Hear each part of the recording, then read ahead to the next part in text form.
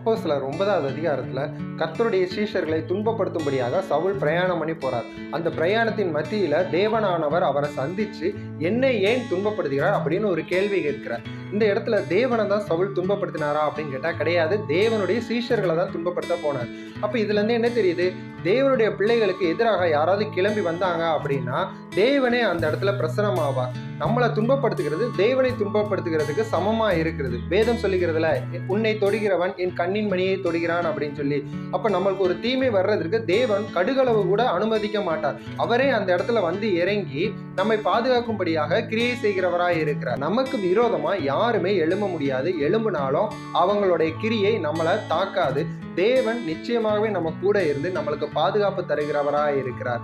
தேவன் வேற நம்ம வேற கிடையாது. தேவனும் தேவனுடைய பிள்ளையா இருக்கிற நாமும் ஒண்ணுதான். அதனால தேவ பாதுகாவல் என்னைக்குமே நம்ம கூட இருக்கு.